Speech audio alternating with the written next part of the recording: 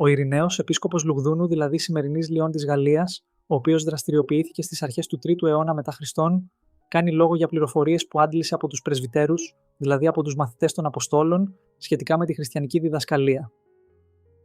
Αυτές τις πληροφορίες τις διέσωσε στο έργο του, Έλεγχος και ανατροπή της ψευδονύμου γνώσεως. Οι συγκεκριμένες πληροφορίες είχαν κυρίως απολογητικό χαρακτήρα.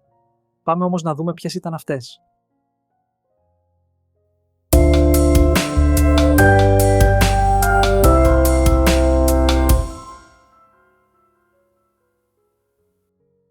Οι πρεσβύτεροι για τους οποίους κάνει λόγο ο Ειρηναίος φαίνεται πως έζησαν την εποχή του αυτοκράτορα Τραϊανού.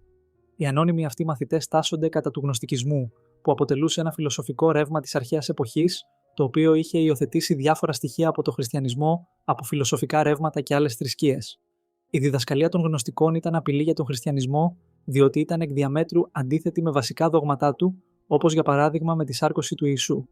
Ακόμη, ο Ειρηναίος διασώζει ένα απόσπασμα, κατά το οποίο ο Ευαγγελιστής Ιωάννης επιτίθεται λεκτικά στο Μαρκίωνα. Ο γνωστικιστής Μαρκίων δίδασκε ότι ο Θεός της Παλαιάς Διαθήκης ήταν κατώτερος από τον Ιησού. Επίσης, δεχόταν μόνο τις 10 από τις 14 επιστολές του Παύλου και ορισμένα κεφάλαια από το κατά Λουκάν Ευαγγέλιον. Αξίζει να σημειώσουμε εδώ ότι ο Μαρκίων ονόμαζε την προς Εφεσίους επιστολή, προς Λαοδική στον κατάλογό του.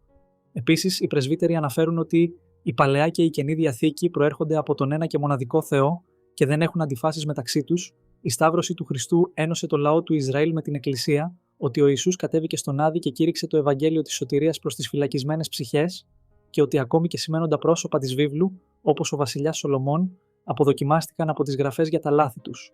Συνεπώς, στην κρίση του Θεού υπάρχει ισονομία.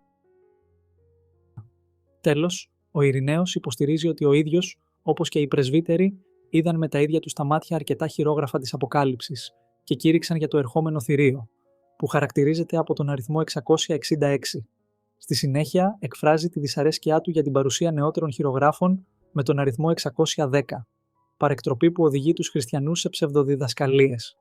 Για τον εν λόγω αριθμό μπορείς να δεις το σχετικό μας βίντεο. Αξίζει επίσης να σημειωθεί ότι η συμβολή του Ειρηναίου στη διαμόρφωση του τελικού κανόνα της Καινής Διαθήκης ήταν σημαντική.